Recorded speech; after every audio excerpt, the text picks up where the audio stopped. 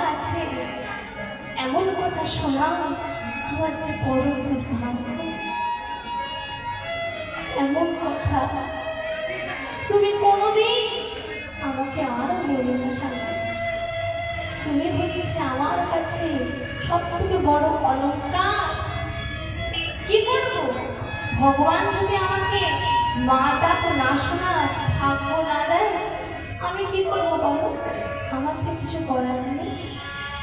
তখন মাগো ধন ঠাকুর নিজের দুঃখ কষ্ট যন্ত্রণা এই মনে চেপে রেখে তার স্ত্রীকে সান্ত্বনা দিচ্ছে।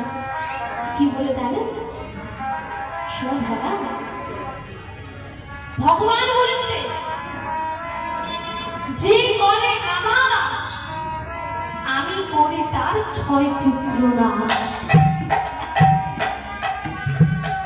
ভগবান বলেছে, তুমি যদি আমার উপরে অনেক অনেক আশা করো, সর্বপ্রথম আমি তোমার 6 পুত্র নাশ করব। 6 পুত্র মানে কি? 6টা পুত্র নয়। কি কি? কাম, ক্রোধ, লোভ, মদ, মোহ, মাশ্চর্য। এই 6 পুত্র নাশ করার পরে তুমি যদি না ছাড়ো আমার পাশ, তখন আমি হব তোমার দাসানুদাস। বলছে, তোমাকে আমি অনেক কষ্ট দেব, যন্ত্রণা দেব, ব্যথা দেব, তুমি সহ্য করতে পারবে না। তবুও তুমি যদি না ছাড়ো আমার পাশ, তখন আমি তোমার দাসানুদাস হয়ে রইব। প্রভু বলছে, সমস্ত কিছু ছেড়ে যদি তুমি আমার পেছনে থাকো, কথা দিচ্ছি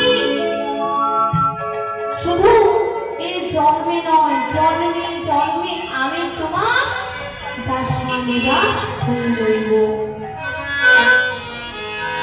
দুজন মিলে প্রভুর কাছে কি বলছে? কি বলছে? প্রভু গো, তুমি যদি আমাদের 6 পুত্র নাশকে ত্যাগ করতে চাও, যদি দুঃখ দিতে চাও, যদি কষ্ট দিতে চাও, তুমি দাও, কোনো বাধা দেব না, দাও। কিন্তু প্রভু, যত কষ্ট দাও না কেন, আমরা তোমার আশায় থাকবো। তাই বলছে কি, আমি আশা